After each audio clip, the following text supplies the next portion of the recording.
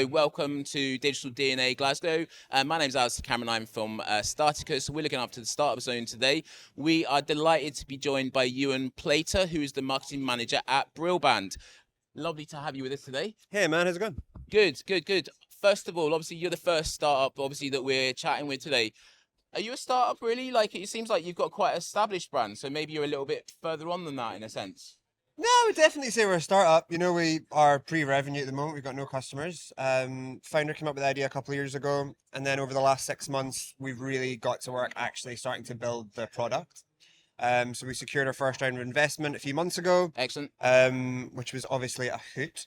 Yep. Yeah.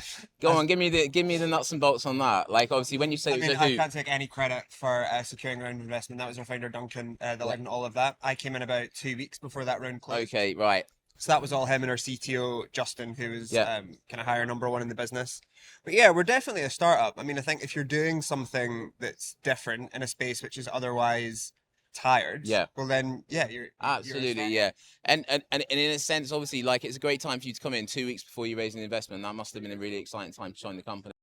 For sure, because it meant that, I guess, as the head of marketing, it was good for me to be able to come in and already have budget to play with, right? So it meant that I was able to come in and hit the ground running and do my job really well from day dot. There was no kind of scrambling around looking for pennies to pay for like a photographer or whatever. We were able to like really hit it big straight from the off. Obviously, in terms of the investment round, are you able to disclose what that was?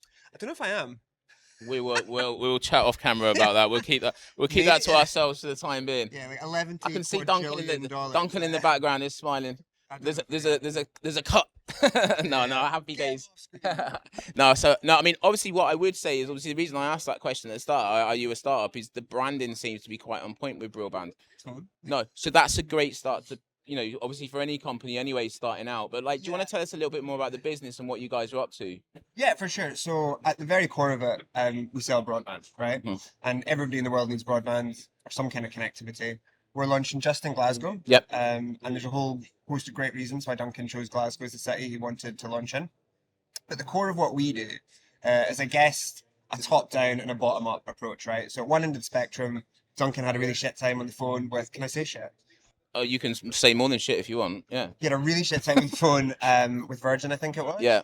And felt like the customer service could have just been delivered better, right? Mm-hmm. So then that's all going on at the same time as you've got people like Monzo and Starling putting a customer-centric approach to banking. You've got people like Octopus putting a customer-centric approach to energy, and he's asking himself, why has nobody done that in the broadband space? Yeah, well, you couldn't get much less customer-centric than broadband, to be fair. Totally. So that's not a bad place to start, is it? No, not at all. Do you know what? For a lot of it, I would say that the guy or girl in the call center, it's normally not their fault. 100%, yeah. But for a lot of people in a call center, broadband's especially bad because they can't even see what's going on in your home, right? Yeah. So if you're with a broadband carrier, chances are they buy that broadband off of someone else who's white labeled it from someone else, who's white labeled it from someone else who actually bought the wires that went in the ground, right? Yeah.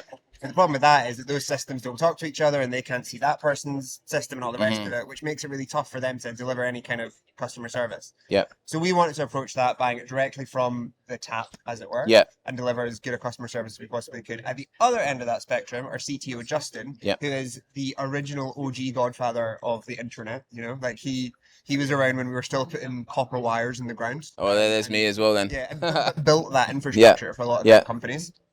And is encyclopedic when it comes to the telecommunications industry.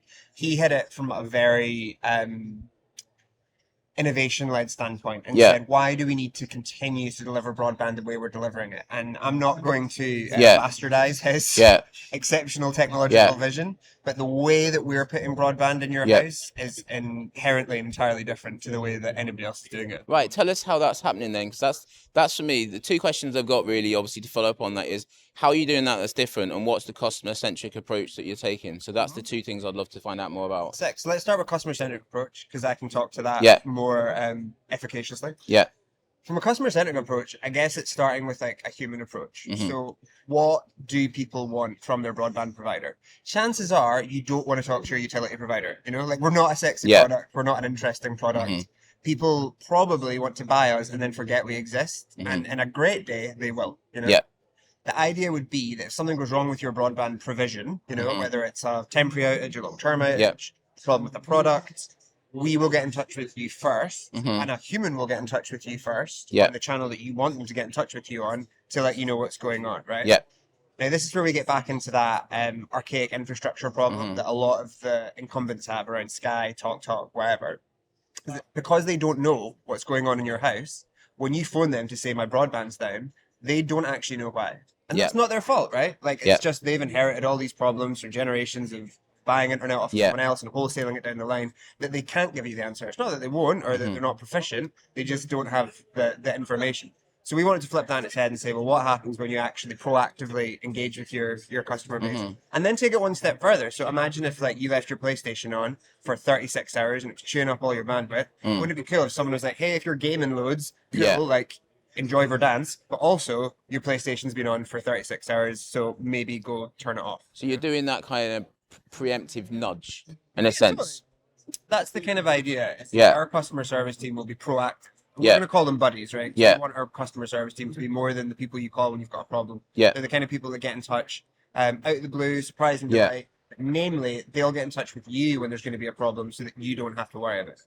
I think that's great. And I'm guessing that you've got some kind of AI and technology behind that as well. Is there any chat and like bot functionality, or is it all people? It's interesting that you kind of jumped. How come you jumped straight to like AI as the provision of that?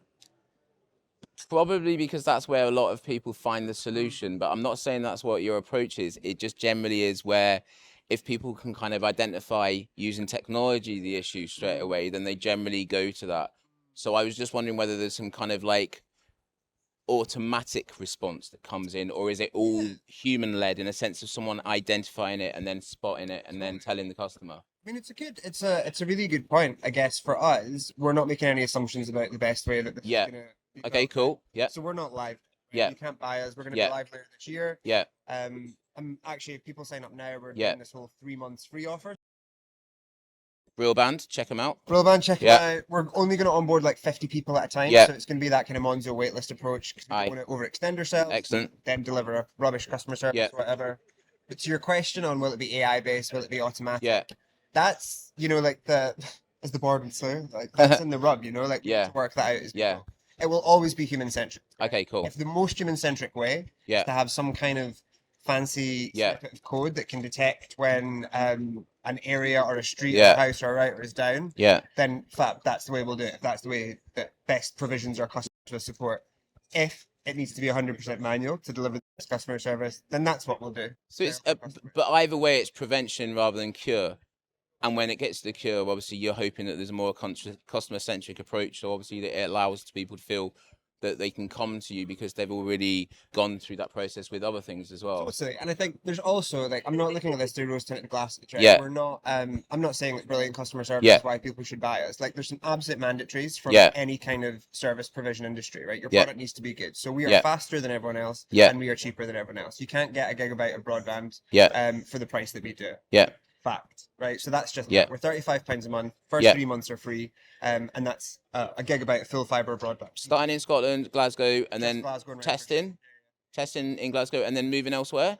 Yeah, I'm sure we'll want to move somewhere at some point. We're pretty fluid with what that looks like. You know, like the beauty of our network and the way we're building our network is that we can drop ship that into any city, region, postcode, where we want to. You know, we're not tied to any one expansion plan, you know. It's the idea that we need to start in Glasgow and then almost like explode out from there is a total misnomer. If we wanted to launch in Sao Paulo next, you know, like that's the thing. Come to Belfast, Derry, Dublin, you know, come over our way because obviously we could definitely do with some extra broadband help over there as well.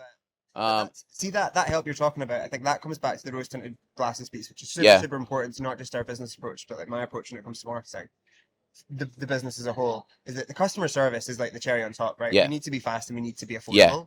And if you don't get those two things right, then nobody cares that there's a cool app. Nobody cares that like 100%. We're proactive. Like, you either are good at the basics or you're not. And if you're not good at the basics, then the rest is kind of I don't know, entrepreneurial fluff. You know, it's like a problem that didn't need solved. Right? So we need to be good at that stuff first. We fix that problem. We deliver real value on the basics. And then with our customer base, we build out the products and services that are going to best facilitate them, whether that's AI, people, or shops, retail, whatever. Sweet. So I'm really looking forward to finding out more about you guys over the next 6-9 months. So launching in Glasgow approximately later this year. this year. I would feel comfortable saying that in the next month or so you're gonna have people on our network. Christmas present. Christmas present. There you go, bruv. By Black Friday, we're gonna take over this town. Yeah. Paint this town coral. No, happy days. Euan, it's lovely to meet you. Obviously, it's great to be in Glasgow as well. So, Brillband, brillband.com, and it's on Twitter as Brillband app as well, I believe. Brillband app, but don't go there. Our Twitter's rubbish. Go to our Instagram. Instagram. At Brillband. We're going to be on it, and thank you ever so much. Hopefully this video will go out on social later today, so we'll pick up on that. And thanks ever so much for your time today. Cheers for your time, buddy. Cheers, guys. Thank you.